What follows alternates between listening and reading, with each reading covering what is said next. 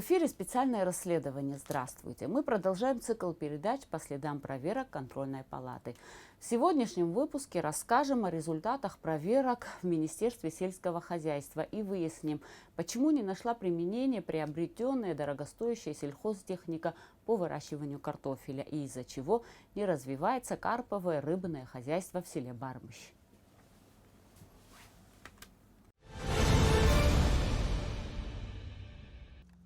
В 2017 году Контрольная палата осуществила проверку в Министерстве сельского хозяйства, включая подведомственные унитарные предприятия. Период проверки охватил 2015, 2016 и первое полугодие 2017 годов. В ходе мероприятия выявлено нарушение, которому уже 10 лет. В частности, в бухгалтерском балансе Министерства сельского хозяйства на развитие сельского хозяйства в тот период числился остаток 1 931 500 по комплексному плану содействия социально-экономическому развитию Абхазии. Данный остаток числился с 2011 года как закупленный семенной картофель, и на момент проверки при этом каких-либо документов, подтверждающих использование данного семенного картофеля или его передачу кому-либо, не было представлено. Более того, отсутствуют данные по фактическому месту хранения закупленного картофеля. То есть как бы усматривается нецелевое использование тогда бюджетных средств. Также в июле 2011 года за счет средств, предусмотренных по комплексному плану содействия социально-экономическому развитию Республики Абхазия, в Голландии приобретена сельскохозяйственная техника для выращивания картофеля, а именно оборудование производства Байнлих на общую сумму 3 632 000 рублей. По тогдашнему курсу в валюте это составляло 90 266 евро, которая в настоящее время числится на балансе машино-тракторной станции Ачимчирского района. Это все было на момент проверки. При этом в ходе выездной проверки установлено, что данная система орошения в отсутствии каких-либо договоров или актов приема передачи была передана в пользование ООО «Лето» в селе Азюбжа, что является неэффективным использованием бюджетных средств. Также по состоянию на 1 июля 2017 года на балансе МТС Ачимчирского района числился комплект техники для выращивания картофеля. Это включая комбайн, картофелесажалка и прицеп тракторный на общую сумму 6 134 000, который был приобретен Министерством сельского хозяйства Республики Абхазия в тот же период, что и система орошения, то есть 2011 год. При этом каких-либо документов по приобретению и передаче вышеуказанного комплекта техники не было представлено. Кроме того, данный комплект техники по выращиванию картофеля за весь период с момента приобретения и по настоящее время вообще не эксплуатировался, что является неэффективным использованием государственной собственности в сумме 6 134 000. Итого общая сумма неэффективного и нецелевого использования бюджетных средств, связанная опять же с мероприятием по посадке картофеля и дальнейшим его выращиванием, составила 11 698 600 000. В документе Контрольной палаты указано, что техника по договору складского хранения от 1 числа 9 месяца 2011 года и по акту приема передачи передана на хранение муниципальному сельскохозяйственному унитарному предприятию Ачимчирского района Ачимчира 21 век по доверенности, выписанной на главного агронома этого предприятия Эшба Джемала Мушневича. По словам Эшба, после приобретения комплекса полевого оборудования предполагалось, что под него создадут программу по выращиванию картофеля в Ачимчирском и Гальском районах, где и планировалось задействовать оборудование, предусмотренное для выполнения больших объемов работ на площади не менее 50 гектаров. А чья вообще была идея? Мы ежегодно, для информации, ежегодно в Абхазию завозим до 4000 тонн картофеля. Это экспорт картофеля в Абхазию. Было предположение сделано такое, что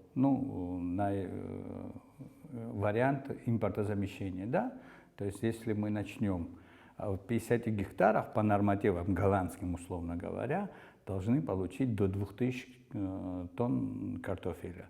То есть предполагалось, если удачно пойдет этот эксперимент, они будут расширять это направление, и можно будет выстроить какую-то схему, которая позволить эту тему закрыть. Оборудование, все это было передано МТС Ачамчирского района, и оттуда уже как бы предполагалось, что они будут оказывать услуги. Все. Но кто-нибудь воспользовался этой техникой? Техникой воспользовались как? Вот смотрите, там 7 единиц техники. 4 единицы техники до сегодняшнего дня работают.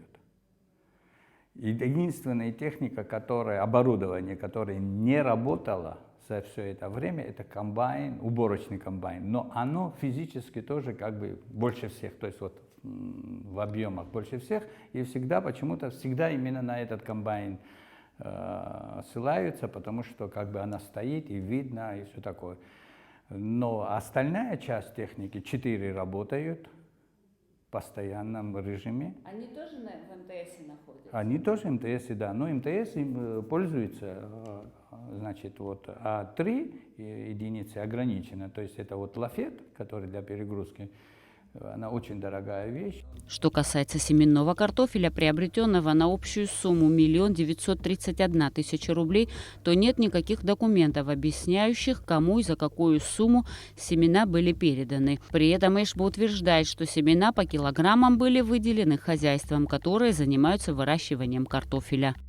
С учетом того, что это оборудование не габаритное, и оно шло из Германии, то есть она должна была пройти там 5 стран, и везде как бы нужны были специальные разрешения, да, по железной дороге она приходила, чтобы пропустить. Ну, оно как бы пришло к нам где-то на месяц опоздания. А семенной материал, она как бы на машинах шло, то есть это все в комплексе закупалось. Семенной материал пришло почти на месяц раньше. Это семенной материал, чтобы как бы было известно, ну, в смысле, ясно, оно не может на рынке продаваться, в каком смысле? Они маленькие и протравленные, то есть оно, ну, как отрава, то есть его можно воспользоваться только как семенной материал. Да, вполне возможно, но документов почему не было? Почему не было отчетности? Я этого не понимаю. Нет, перепроверили, я еще раз говорю, то есть прокуратура проверяла, там, значит, хозяйства, которые получили, они подтвердили, что получили. Но все, ну, наверное, было какие-то моменты. Я отвечаю за вот этот момент, что оборудование, была рекомендация. Вот почему я, кроме того, что я там, ну, большой, небольшой, но специалист по сельскому хозяйству, но вот моя в этом деле участие, это мое участие, это вот то, что рекомендация была руководству Сергею Васильевичу. Это вот как бы я рекомендовал и фирму, где они покупали, и завозили, как бы вот считалось, что я рекомендую. Сперва не составили, не написали программу, а купили технику? Нет, вот смотрите, мы вот эту программу начинал, я говорил, значит, есть такой академик Аршунов, он директор Института картофелеводства Российской Федерации. Он находился здесь 4 месяца, изучал, начиная от погодных условий, заканчивая земельными, анализ, все это было сделано. Вопрос произошло, вот этот сбой, который мы говорим, когда прошло вопрос оплаты. За технику начали проплачивать гораздо позже, потому что объемы были больше, чем за семенной материал. То есть начали программу проплачивать. И вот эта несостыковка единственное, что получило вот этот разрыв. Но в итоге-то что мы имеем? Общая сумма, которая была затрачена вот на приобретение техники и семян, где-то около 8 миллионов. Да. Контрольная палата квалифицировала, что это неэффективное использование бюджетных средств. Вы как считаете? Ну, я тоже считаю, что неэффективно в том смысле, что дальше надо было эту программу продолжать. То есть от того, что прекратили и техника там стоит, это действительно неэффективно. Но вопрос в другом, что вот подходить к моменту того, что вообще ничего не делалось, то есть та часть техники, которая использовалась, она себя очень показала, и как бы это гребнеобразователь, чтобы для информации. Гребнеобразователь, фреза, поливная система, то есть они очень себя давно уже окупили. Ну а кто должен нести ответственность за то, что вот то, что произошло, то произошло? Ну, насколько я знаю, дела были направлены в Генеральную прокуратуру. Ну да. Вас Да, спрашивали, допрашивали? Да. Ну, не допрашивали, просто я как приходил, давал пояснения, но там вот вопрос связанный, то есть эффективное использование, да, и неэффективное использование, это как бы оценочные, да, то есть вопрос в том, что прокуратура перечень оборудования проверила цены, по которым были завезены, проверила, по какой транспортные расходы, и поняла, что там нету каких-то вот таких злых намерений ни у кого. То есть это чисто государственное было, но у государства тоже там не было там посреднических каких-то этих. Чтобы выяснить, в каком же состоянии на сегодняшний день голландская сельхозтехника, мы побывали на Ачимчирской машинно-тракторной станции. По словам директора МТС Вячеслава Шоуа, комбайн действительно находится на балансе станции с 2011 года, но за все это время он ни разу не эксплуатировался и даже не заводился. Оказалось, что оборудование не востребовано фермерами, так как ни у кого нет таких больших объемов площадей под картофель. Начнем с того, что данный агрегат, чтобы его запускать, нужен специалист. Таких специалистов у нас в Абхазии нету. Его настроить, подготовить к работе. На сегодняшний день мы не имеем таких, и так как она не востребована, этих специалистов тоже вызывать тоже стоит денег, и вкладываться нету смысла на сегодняшний день. Привезли, она так и стоит, не разукомплектована. Все видите, все оборудование, все шланги, электрические подачи, провода, все на месте. Ну, как бы сохраняем, смотрим за ним. Понятно, она дорогая вещь, хорошая вещь. Со временем тихо-тихо приходит уже в негодность. Агрегаты, узлы портятся, само собой. Да, и помимо этого, самый агрегат, она уже это в 10-11 годов уже даже технология, это уже вчерашняя технология. Уже там уже наперед пошли. Это посадочные, соответствующие тем параметрам именно к этому комбайну. Они должны, которые на пару идти. Тоже, как видите, она стоит, простаивает. И вот тоже не используешь в наших условиях, потому что она не соответствует. Видите, здесь посадочная, здесь схема другая. В смысле схема? Схема посадки, где здесь она соответствует именно под комбайн она сделана. Конечно, есть у нас почвы соответствующие, но они малообъемные, так скажем, площадя. А его, чтобы запускать, она должна быть, скажем, минимум от 50 гектаров, больше 100 гектаров. Здесь, видите, ни один болтик, ни один шланг. Хотя вот так принято, что здесь в гаражах могут там где-то что-то трактористы. Болтик захотел, пришел, открутил. Здесь никому не позволяется. Все на месте, все как полагается. Но, увы, простаивает. Жалко, такая техника. Таким образом, получается, что дорогостоящее сельхозоборудование, купленное за бюджетные деньги, простаивает просто так и портится, если уже не испортилось. Что в дальнейшем делать с комбайном, должны решить соответствующие структуры. Честно говоря, сперва разрабатывается проект, скажем, вот выращивания той или иной культуры, а потом под него приобретается оборудование и все остальное.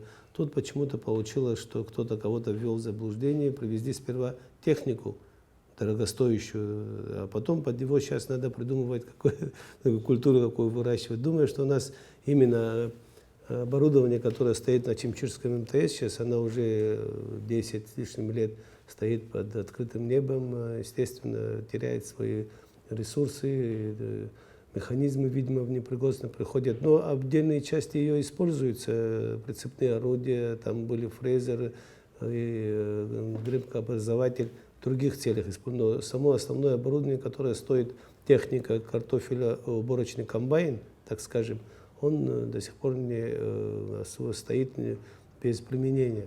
Потому что в таких объемах у нас картошка не выращивается. С техникой надо что-то придумать. Появляются люди, которые хотят приобрести его, купить, скажем, но ниже себестоимости, ниже той цены, которую мы купили, не имеем права, он не работал, продать. И поэтому пока рассматриваем отдельно, может по отдельности, часть техники используется успешно. Сам комбайн, конечно, он кроме того, что предназначен, даже больше скажу, вообще это комбайн, он как бы мини-завод на колесах. То есть он сажает, обрабатывает почву, грядки образует, потом и собирает картошку, чистит картошку, у него столы к нему приделаны, есть, фасует. Вот то, что фасует и очищает, сортирует, он бы перенесен, передан овощехранилищу. Там они его использовали, сейчас пока тоже стоит без применения, так как картошку туда на хранение не завозят. Но в любом случае он может быть использован, хотя во всяком случае он под крышей стоит, хранится.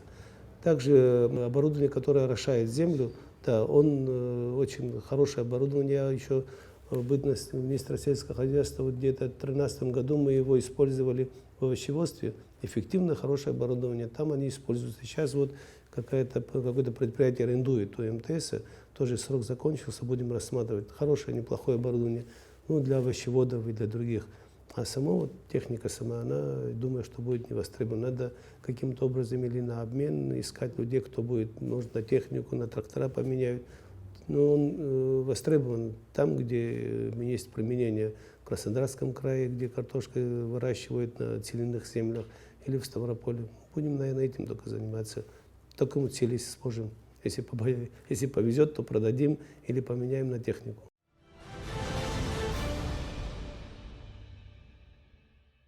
В ноябре 2014 года проводилась проверка Министерства сельского хозяйства на предмет целевого использования денежных средств, выделенных за счет финансовой помощи Российской Федерации на выполнение работ по реконструкции объекта 4-й участок Чернореченского форелевого хозяйства в селе Бармуш, где собирались заняться разведением карпа в прудах. Проверка проводилась за период 2012, 2013 и 9 месяцев 2014 годов. Для выполнения реконструкции Министерство сельского хозяйства заключило договор с госкомпанией «Апсныргылара» на сумму не более 78 миллионов 237 тысяч рублей. «Апсныргылара» на выполнение этих работ заключила субподрядный контракт с ООО «Эндемикстрой». В свою очередь «Эндемикстрой» заключила договоры субподряда на отдельные виды работ с фирмами «Ашамта», «Абаашстрой» и «Апснытеплосервис». Общая сметная стоимость объекта составила 71 миллион 752 тысячи рублей. На 1 октября 2014 года государственным заказчиком Министерством сельского хозяйства были приняты работы на общую сумму 63 миллиона 752 тысячи рублей и оплачены на сумму 58 миллионов 828 тысяч рублей. При проверке проектно-сметной документации было выявлено завышение объемов работ по очистке территории от кустарников и мелколесья.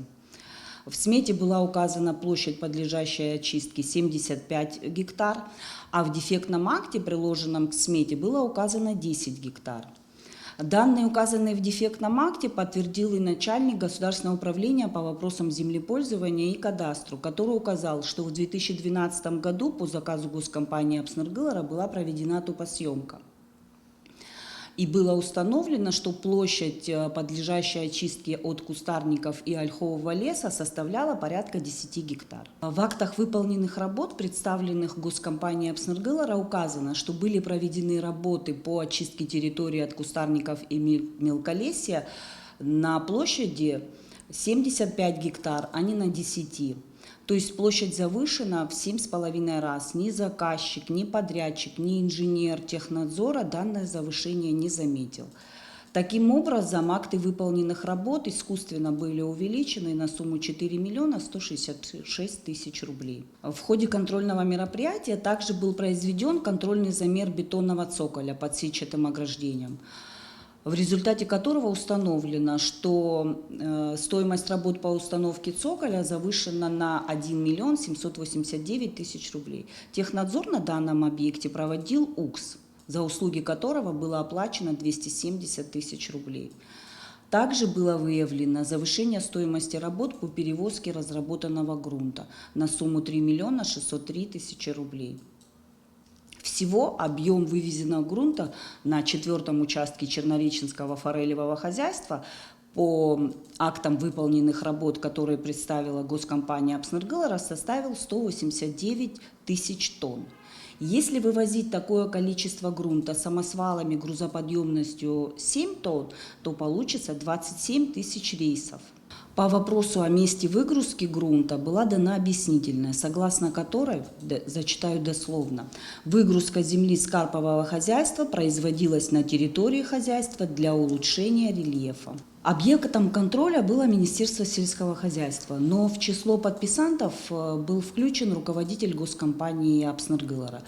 После того, как акт уже был подписан, генеральным директором госкомпании Апснергылара в адрес контрольной палаты было направлено письмо, в котором указывалось, что госкомпании Апснергылара были составлены так называемые минусовые КСки, где были уменьшены объемы работ по следующим позициям: устройство бетонного цоколя, площадь очистки территории от кустарников и мелколесья уменьшена на 36 гектар и составила 39 гектар, а не 10, как было указано в топосъемки. При проверке сметной документации по устройству насосной станции на 4-м участке Чернореченского форелевого хозяйства установлено, что при расчете подводных работ на реке Мчечта применялись государственные элементные сметные нормы, которые предусмотрены для производства работ в нормальных условиях.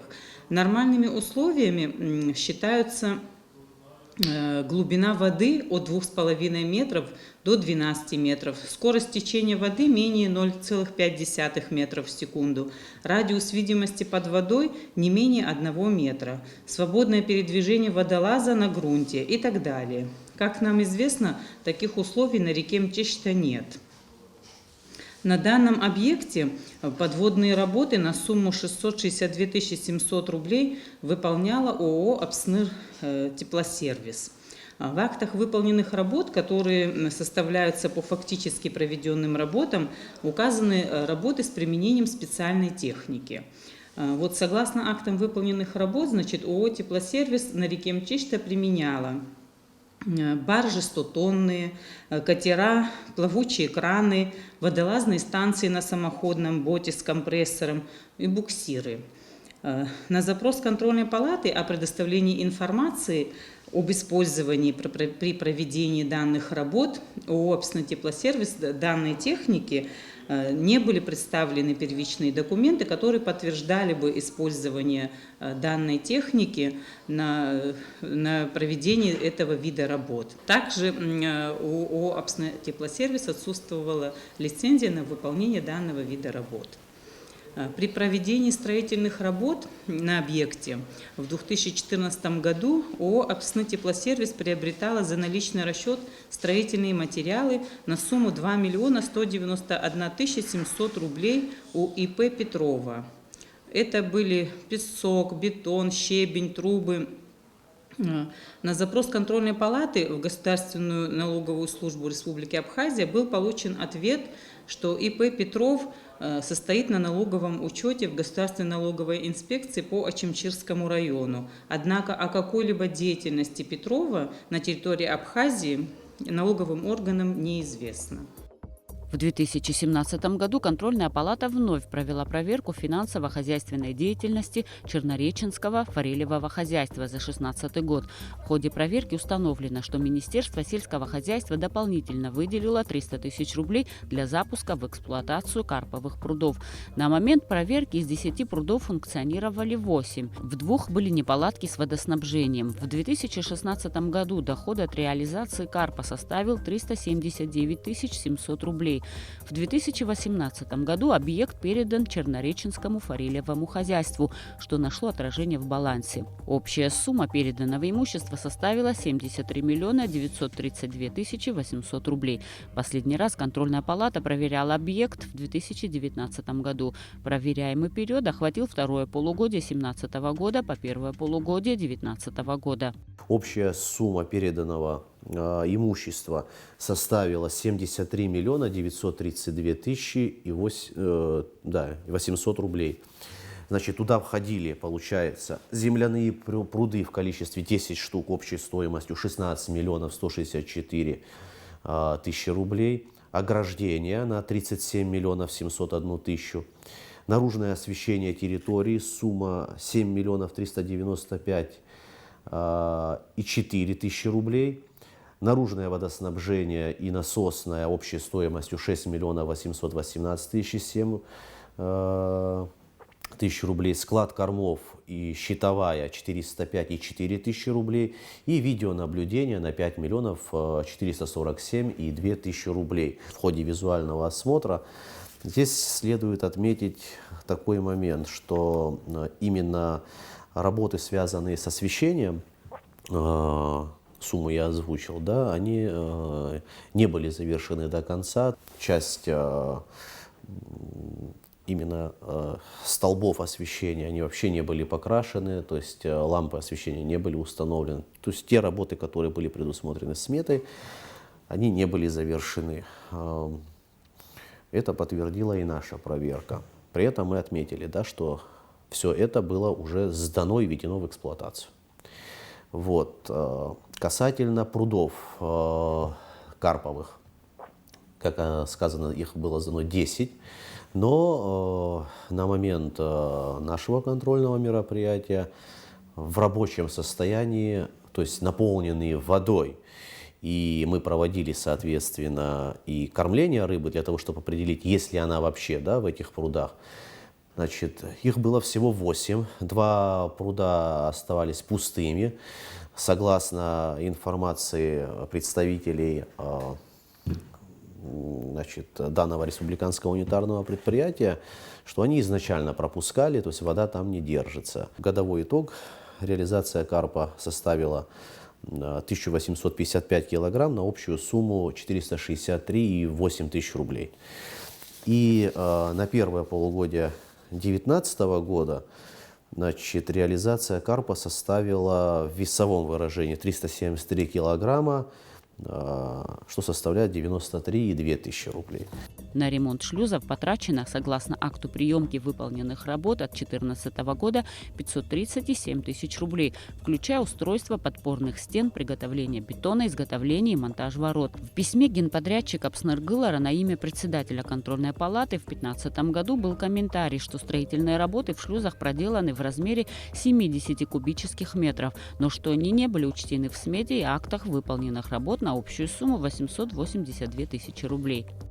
Проверкой установлено, что визуально объем выполненных работ мы подтвердить, естественно, не могли именно на реконструкцию вот этого 4-го участка по ремонту шлюзов. Мы провели среднюю навеску, то есть совместно инспектора и сотрудники Чернореченского форелевого хозяйства сделали среднюю навеску, определили и зафиксировали количество рыбы, которая там. В отношении карпа мы это сделать не могли по той простой причине, что единственная возможность, которая есть на сегодняшний день у работников, это вот сеткой, накидкой, да, бросать, отлавливать. Что касается справки, которую мы получили от директора Чернореченского форелевого хозяйства, значит, в чем причина такой небольших объемов реализации карпа? Причина, что они не могут сортировать рыбу,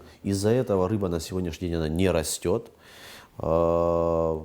И вообще, учитывая отсутствие сортировки, малька, крупная рыба, которая там есть, они говорят, что вообще может привести рыба к кислородному голоданию в дальнейшем, то есть вообще к гибели. Исходя из того, что на строительство предприятия потрачено 73 миллиона рублей, а прибыль в год составляет в среднем около 400 тысяч рублей, контрольная палата квалифицировала такого рода деятельность как неэффективное использование бюджетных средств и передала дело в Генеральную прокуратуру.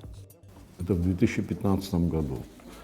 Ответ после нашего запроса, мы получили по этому материалу в феврале 2018 года. Это 3 года прошло с момента запроса, значит, получили ответ. Они ссылаются на что? Что в ходе проверки изучены представленные материалы, изъята вся исполнительная документация по реконструкции 4-го участка форелевого хозяйства. Это 23.03.15 года, и по данному материалу в ООО «Агентство независимых экспертиз город Краснодар Российской Федерации» назначено строительно-техническое исследование с целью установления фактически выполненных работ на объекте и их стоимости. Специалистами указанного юридического лица произведен осмотр объекта, однако по настоящее время в следственный орган не поступило заключение по назначенному исследованию, в связи с чем принять обоснованное и окончательное решение по фактам, выявленным на данном объекте, не представляется возможным. С учетом изложенных обстоятельств и ограниченных сроков рассмотрения сообщения о преступлении следственным органом 15 апреля 2015 года в отношении Званбая Георгия Николаевича отказано в возбуждении уголовного дела по признакам преступления, предусмотренного частью 4 статьи 157 Уголовного кодекса Республики Абхазия по основанию, предусмотренному пунктом 2 части 1 статьи 24 УПК РА «Отсутствие в деянии состава преступления». Вот такой ответ мы получили с Генеральной прокуратуры в феврале 2018 года. Мы, конечно же, связались с генеральным директором фирмы «Эндемикстрой», который выполнял основную работу Георгием Званбая, и побывали на месте карпового хозяйства. По словам Званбая, изначально предусматривалось проведение строительных работ в 2 этапа. Сначала провели основные работы, выкопали 10 прудов общей площадью 25 гектаров. Ну, здесь все посчитано. Чистая площадь зеркала прудов 25 гектаров. И вокруг еще, вы видите, мы очистили, ну здесь уже вот и заросло колючками, уже 8 лет прошло. Почистили мы в итоге 39 гектаров. Хотя ошибка была в смете, ну кто делал, я не знаю там как это получилось, 75. Ну на глаз было трудно это определить. Ну в процессе работы, где-то к концу работы мы тоже увидели еще технадзор, что не соответствует площадь. Ну, когда пересчитали, получилось 39 гектаров. Но мы как бы выплатили заранее зарплату рабочим, но нам пришлось потом написать вот эту минусовую. Мы, значит, то, что выплатили, нам не доплатили. Из около 6 миллионов, которые там в основном и есть претензии учетной палаты, вот по очистке, мы их убрали в конечной КСке, там вот есть это. 10 гектаров это всего только 3-4 пруда, 10 гектаров. Они были здесь полностью, здесь лес был заросший колючкой и ольха, тут, в общем, и дрова тут пилили день и ночь. Так что здесь даже могут... Да они спрашивали, ходили здесь, и рабочих этих, которые работали, кому мы выплатили эту зарплату, кстати. Всех их там спрашивали, опрашивали. Что касается бетонного цоколя, как указано в акте контрольной палаты, стоимость работ по его установке завышена на сумму 1 миллион 789 тысяч рублей. По словам Георгия Званбая, в ходе работ они тоже пересчитали затраты и на высвободившиеся средства установили шлюзы на каждом пруду, которые предусматривались вторым этапом строительных работ. Если бы мы эти шлюзы не сделали, хотя они вторым этапом должны были идти, шлюзы. Но если бы мы не сделали, было просто, знаете что, ну болото было бы здесь просто. Лягушки, наверное, водились бы, я не знаю, что здесь было бы. Ну, шлюзы, он регулирует уровень воды, должен, мы и не доделали его, но то, что мы могли своими силами, вот это сделали, хотя бы, чтобы что-то здесь было. Столько денег потрачено, и как бы в болото превратить это все. Вот мы сделали 10 шлюзов, но надо еще там сзади сделать рыбоприемники специальные, которые должны были вторым этапом, но вы знаете, после известных событий 2014 года это все как бы разрушилось, отменили, или кто отменил, или... Второго этапа не было, короче говоря. Здесь и не так много и осталось, в принципе, там 5, 6, 7 миллионов, может быть, чтобы уже довести до ума, чтобы можно было эту рыбу выпускать в этот рыбоприемник и потом оттуда ее выгребать, собирать и продавать. Там, ну, это как бы уже не мой вопрос. У инспекторов контрольной палаты возник вопрос по поводу объема вывезенного грунта – 189 тысяч тонн. По их данным, если вывозить такой объем грунта на самосвалах грузоподъемностью 7 тонн, то получится 27 тысяч рейсов. Ну вот даже вот здесь, где мы стоим, вот этот кусочек, тут я не знаю сколько тысяч кубов, но вот здесь лежит. Вот это здание, кстати, вот вы видите, где сейчас там серверное и склад. Кстати, его в смете тоже не было, мы сделали его.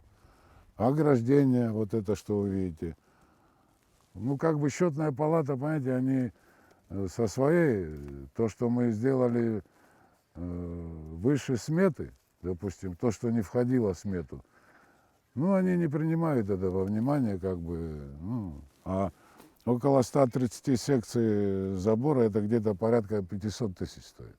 Это мы сделали без там дополнительных каких-то смет, могу сказать. Что вы еще, вот помимо сметы, что вы еще? Вот то, что в смете было не указано. Ну вот здание вот это, например, видите, вот, это здание. Потом вот эта дорога освещенная, она все полностью до центра идет. Да. Около 30 опор этих фонарей мы поставили. Что, вот эти шлюзы сделали. А что они там пишут, что 27 тысяч рейсов, не все их вывозили. Куда-то везли там, да. Потому что вот с одного пруда, ну, 2,5 гектара площадь, где-то это 25 тысяч квадратных метров. Мы выгребали метр где-то, 1,5, 1,20 м. Ну, пусть посчитают они, с одного пруда около 30-40 тысяч кубов было изъято грунта. Мы делали, укрепляли откосы эти, ну, вот такие, засыпали овраги, это сейчас уже трудно, 8 лет прошло, где что мы засыпали, трудно мне сейчас вспомнить, но ну, вот это, и тоже мы там, кстати, наша, как фирма, на 600 тысяч там где-то они нашли, что мы завысили. И другая там еще субподрядная, там, ну, их вызывала прокуратура, там разбирались они, материалы в прокуратуре есть, так что если кто-то там интересуется. Еще вот в акте контрольной палаты указано, что подводные работы на сумму 600 цифры тысяч, да? не помню, что там баржи, да. Да, в актах выполнено. Вы Баржи, статонные, катера, плавучие краны, водолазные станции, буксиры. Да, понятно. Вы знаете, вот эта именно позиция в смете, она особенно почему-то вот прямо ажиотаж такой вызвала. Вот вы там баржи, как будто бы корабли, чуть ли теплоходы сюда не загоняли.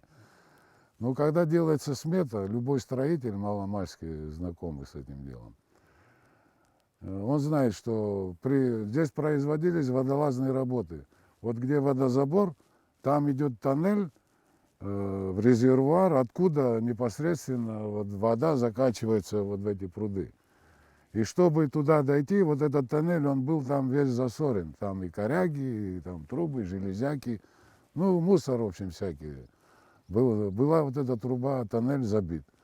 И вот водолаз работал. Но когда пишут, что есть какие-то водолазные работы, это компьютер выдает, что могут использоваться баржи там какие-то, смотря где. Где нет, их не используют. Там и копеечные суммы, в принципе. Но мы использовали кран, обычный кран стоял. Этот водолаз туда нырял, цеплял вот эти все коряги и прочее, вытаскивали оттуда. И вот, ну, почему-то особенно вот прямо все там вот уцепились за эту позицию. Вот они там вот написали, что чуть ли тут теплоходы, корабли заходили. Этого не было, и это вполне нормальное явление, что выдает.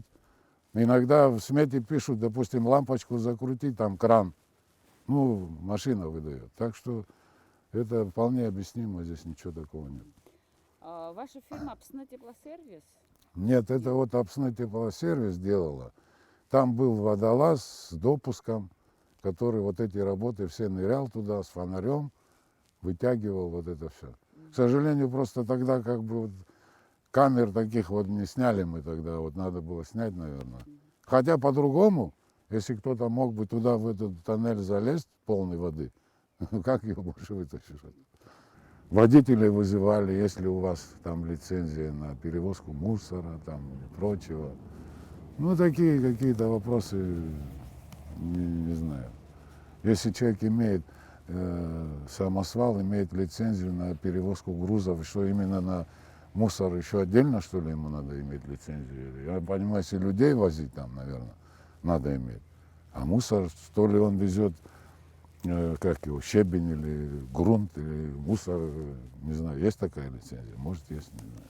Но, во всяком случае, прокуратура, насколько я знаю, не нашла каких-то, после наших объяснений, не нашла каких-то, как это юридически сказать, фактов там хищения или присвоения этих денег. Мы наоборот здесь в долгах только остались до сих пор еще, с тех времен уже, казалось, забыл это все. Опять это. Я, во всяком случае, моя совесть чиста, чтобы я что-то украл или заработал там какие-то деньги, такого нет. И не было. Я прежде всего стараюсь сделать то, что нужно. И потратить деньги государственные, вот так разбазарить. Мы ничего здесь не разбазарили. Ну, здесь видно все, в принципе, что сделали мы или не сделали. По словам начальника госкомпании Апсныргылара Руслана Тванба, с которым Министерство сельского хозяйства заключило договор, он знаком с выводами контрольной палаты и не согласен с ними. Тванба руководил компанией в 2014 году и заявляет, что у него до сих пор имеется вся документация по этому делу, несмотря на то, что подобные бумаги хранятся не более 3 лет. Он вспоминает, что Минсельхоз само расписало ведомость объемов работ и предоставило Апсныргылара с тем, чтобы они подготовили проект на сметную документацию. На основании этого специалисты компании разработали проект. Ну, это вообще начиналось в 2012 году. В 2012 году мы ее закончили в конце 2014 года. Вот здесь вот акт ввода в эксплуатацию у меня лежит, 29 декабря подписано 2014 года. Та контрольная палата ходила там, проверяла. Я даже вам скажу с пристрастием. Сигналы начали вообще поступать ко мне от представителя УКСа Технадзора, что некоторые объемы не соответствуют. Потом я уже поехал со своей комиссией, в результате чего, да, мы кое-что там увидели, в результате чего, вот эта докладная есть, все эти документы у меня, мы сняли непосредственно с подрядчика 5 217 000 привели это все в порядок. Вот там вы, если прочли выводы контрольной палаты, минусовые КСки, это в переводе на нормальный язык означает, что определенная сумма по определенным видам работ сняты вообще. Если стоимость его была непосредственно вот этого подрядчика, там без оборудования, без других вещей, прочих работ, вот, по карповым прудам 73 миллиона, ему выплатили мы 68, то есть за минусом 5 217. Далее, что там еще интересное происходило? Ну, после этого дело передали в прокуратуру. Я не знаю, не помню, сколько раз он был вызван, но это дело закончилось тем, что как бы ни проверяли, как бы ни крутили, там ничего такого не смогли обнаружить. Дело закрыто, по-моему, больше же не вызывают. Вроде так. Там еще интересный факт есть там по работам другого подрядчика. Вот я хочу немножко объяснить вот эту ситуацию. У нас были до инвестпрограммы 2010 года великолепные сметы, читаемые любым человеком. Вот стоимость материала плюс зарплата и того. И любой человек читает и в конце пишет, сколько это составляет и так далее. Ну, это любой человек может читать. Нас по межправкомиссии, по соглашению межправкомиссии перевели на ГЭСны российские. Это государственный, 2010 год. Это государственные элементные строительные нормы. Вот как они делали. Вот приказ у меня лежит, я все выписал, приказ, и мы начали по ним работать. Это если мы смету делали большого объекта на 100 страницах, скажем, да, а там уже пойдет 700-800 страниц. Там любая деятельность, вот водосборное сооружение у него есть. Там предусматривает эта программа, мы не можем это писать, эта программа выдает. Баржи, там буксиры, да, но они стоят копейки. Это вот научно-исследовательские институты российские закладывали. Я думаю, чисто вот, поскольку я сталкивался, и экспертизой я советовался с нашей, самые минимальные расценки они вкладывают туда, но все равно это надо делать, если это человеческими руками делать, это намного больше обойдется. Более того, я вам скажу еще, вот при капитальном ремонте театров наших, да, музея, филармонии, вот там же на сцене идут работы, вот башенный кран там написано, ну мелочь там. Вот сейчас по баржам стоимость посмотришь, 367 рублей, 67 рублей, но это мы должны были, вот акты выполненных работ подаем, вот все это мы должны описывать и сдавать, и копейка в копейку. Бывало случаи, когда за 2-3 копейки возвращали обратно, переделайте. Это вот человек прочтет, вот для тех, кто не понимает, ох, баржи, мне даже подкалывали, меня звонили, оттуда тогда вы, оказывается, на баржах приплыли, на Черной речке, туда добрались до Форелевого. Потом мы долго объясняли, я уже все это на экспертизу переводил, объясните, по какой программе мы работаем, как это компьютер выдает, без этого вообще Россия ничего не принимает и не оплачивает. Вот такие казусные моменты были. И там тоже присутствуют эти баржи. Но на стоимость никто не обращает внимания. Вот баржа, все, по Черной речке до Форелева добралась. Это невозможно.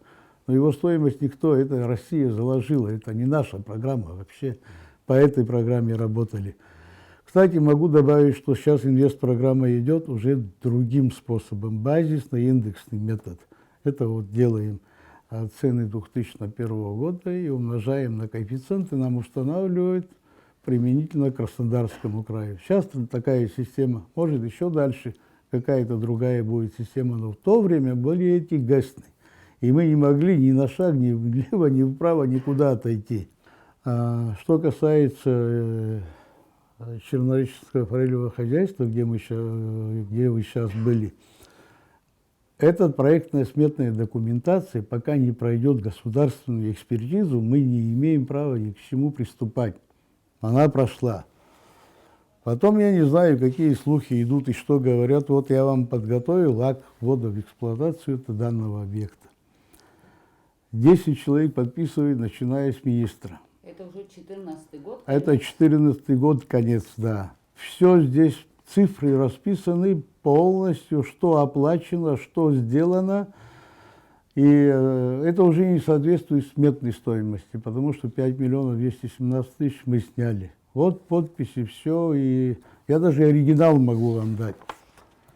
Вот здесь все расписано, прямо все цифры здесь. Есть недоделанные работы ввиду этого. Сегодня работа карпового хозяйства работает не в полную силу, скажем так. Второго этапа как бы не было? Или... Второй этап не был вообще. Потом меня перевели, я ушел на том этапе, что по заданию у нас было, и все это сделано, осмечено, принято Государственной комиссией. Вот без акта ввода конечную сумму Россия нам не доплачивала. Вот это мы посылали. Представитель администрации российского президента каждую неделю был у меня здесь. Я с ним везде ходил, везде лазил и смотрел он это. Начальник карпового участка Рауф Ахвелидяни сообщил нашей съемочной группе, что на сегодняшний день состояние хозяйства плачевное. Основная причина в том, что шлюзы в прудах недоделаны. Это не позволяет сортировать рыбу и вылавливать ее в нужном количестве. Личинки посадили еще в 2014 году, в 2015 уже рыба пошла, но это такая рыба, потом дальше больше, малек уже идет и накапливается в одном пруду. Потому что пруды мы, например, не можем регулировать, как мы хотим. Мы можем их заполнить шандорами, водовыпуск, просто перегорожим и все. А надо, чтобы это регулировалось. Спускать, запускать. Сзади есть шлюзы должны быть. После шлюзов накопитель рыбы.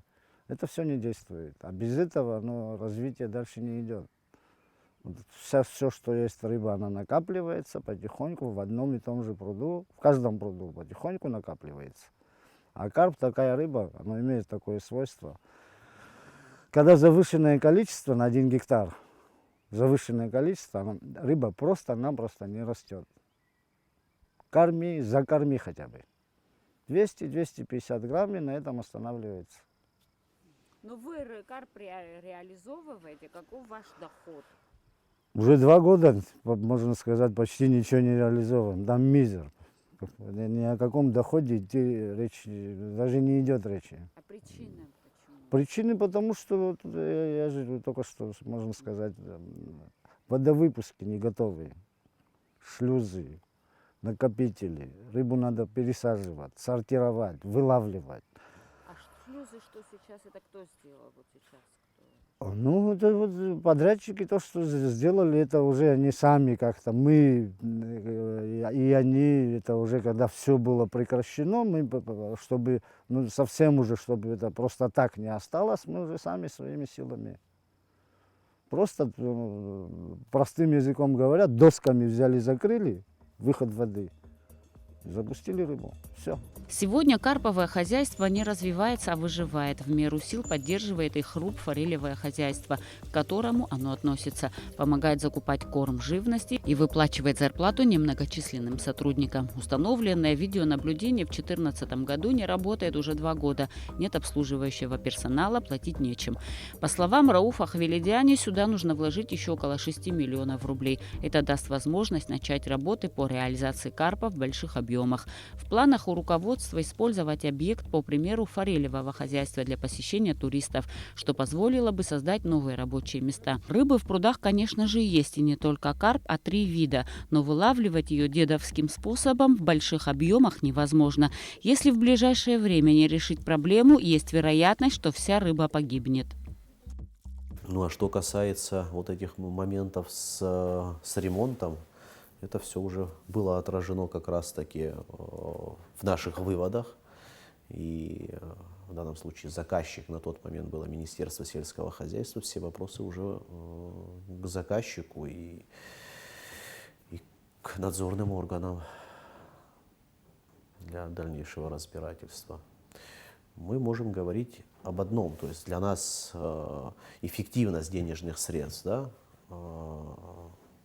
наверное, мне не надо ничего комментировать, да, то есть когда мы говорим затраты на более 70 миллионов рублей, потраченные на данный объект, результат мы имеем реализацию карпа, вот за мой период, да, самое большее в 2018 году, там на сумму 400, более там 400 тысяч. Ну и за второе полугодие 2017 тоже там, да, вот суммы, и уже первое полугодие 2019 всего 90.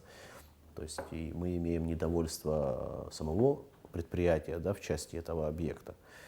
Результат, он как бы говорит сам за себя. Выводы делать. Мы свои выводы сделали, дальше уже вопрос в дальнейшем к исполнительной власти, что они собираются делать с этим объектом, как выводить его на показатели для того, чтобы они были хотя бы рентабельные. Министр сельского хозяйства, первый вице-премьер Беслан Джопуа, который в 2014 году занимал этот же пост, с сожалением отметил, что частая смена власти отражается на выполнении проектов, которые ранее были утверждены. По его словам, в стране отсутствует преемственность. Каждая новая власть не считает возможным продолжать финансирование программ, принятых предшественниками. А ведь так не должно быть, потому что проект утверждается не самолично президентом или министром, а кругом компетентных специалистов. Те обоснованные проекты, которые мы начали в 2014 году, говорит Беслан Джопуа, не получили продолжения в последующем и практически были загублены. В пример он привел это же карповое хозяйство, а также небезызвестные фруктовые сады. Какая бы власть ни пришла, она должна продолжать начатые проекты и довести их до завершения, так как в них вложены бюджетные деньги, и они в интересах народа, отмечает он. мы начинали, включили его в инвестиционную программу с учетом, что карповое хозяйство, то есть форелевое хозяйство является еще, помимо того, что она как бы хозяйственный субъект, еще объект туризма. И поэтому и сегодня там вот реализуются билеты посещения этого хозяйства, в основном связано с его нахождением исторически значимой территории. И в то же время, естественно, само форелевое хозяйство как и научное учреждение, и как хозяйство, которое может давать прибыль. И поэтому карповое хозяйство сперва рассматривалось, вот мы когда обсуждали инвестиционные программы, россияне, которые приезжали, смотрели, они тоже рекомендовали нам территории, участки, которые могут быть перспективой использованы для этого. По рекомендации российской стороны мы его изучили, рассмотрели, и они включили в комплексную программу для того, чтобы его освоить. Но я скажу, не как строитель, я не могу оценить.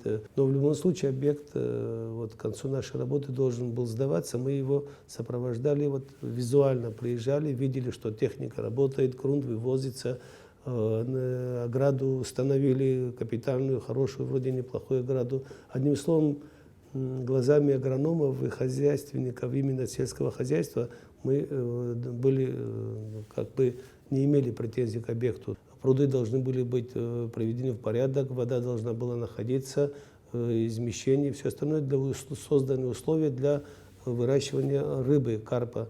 А процесс сам, вот, детальный, там, строительный, там, блоки, водоизмещение, там, или сколько грунта вывезено, это, ну, видимо, есть службы, которые контролировали. Я знаком с работой, с выводами контрольной палаты по этому объекту. Бассейны были восстановлены, 20 гектаров зеркала воды было достигнуто, то есть можно выращивать, как это было в советское время и сейчас, до 30-40 тонн рыбы в год. Это нормальные такие вот объемы для того, чтобы за какой-то период, скажем, 5-10 лет, это проект окупился бы, скажем, вот эти 70 с лишним миллионов рублей, которые затрачены были при правильном хозяйстве, но он должен был окупиться. Но, к сожалению, с какими-то недоработками и финансирование было прекращено в 2014 году. Опять не хочу всяко уповать все время на политические события, но что бы ни было, в любом случае финансирование было прекращено, объект был сдан с недоработками. Именно эти недоработки не дают сегодня в полном объеме осваивать те средства, которые должны быть там. То есть 3-5 тонн рыбы, которые они сегодня выращивают в этом хозяйстве, именно карпа, именно не касаемо форелевого хозяйства, они не отвечают тем требованиям, которые мы ставили задачу. Ну, как туристический объект, конечно, красивый объект, надо уход нужен, чтобы вода побольше там поступала, дебет воды, чтобы он не совсем в таком виде выглядел. Испорченные водозаборы, но неприбыльно. На сегодняшний день оно убыточное хозяйство. Руководитель хозяйства жалуется, что оно как бы в нагрузку сегодня. Ну, в целом, если так, если посмотреть, деньги, какие-то средства упущенные, проект убыточный. Надо приводить в порядок. Основная работа сделана. Я рассматривал этот вопрос, но эти 6-7 миллионов сегодня, во-первых, у Минсельхоза по программе не предусмотрены, хотя если они программу предоставят, мы можем рассмотреть, чтобы оказать помощь. Но я не считаю, что он не будет рентабельным. В любом случае, там нужно его использовать полную мощь. Это комплексно, целиком рассматривать форелевое хозяйство, карповое хозяйство. И там 3 участка форелевого хозяйства, и 3-й участок вообще запущен. Вот если появятся действительно инвесторы, они восстановят в комплексе, и тогда он будет иметь значение. Туда должны прибывать туристы не только для карпа или для форели. Это все должно быть как-то целиком рассматриваться, чтобы он стал объектом туризма и обычного хозяйства. Ну, тогда только можно будет, она будет прибыльным, рентабельным. Комиссия изучает, посмотрим, если есть смысл вложить, там экономисты рассчитают, или посмотрим, что результат переговоров с теми инвесторами, которые вот вроде появились, интерес проявили. Ну, может, стоит восстановить, если это 5-6 миллионов, конечно, тогда можно восстановить, если это касаемо. Но надо изучить, чтобы не ошибиться.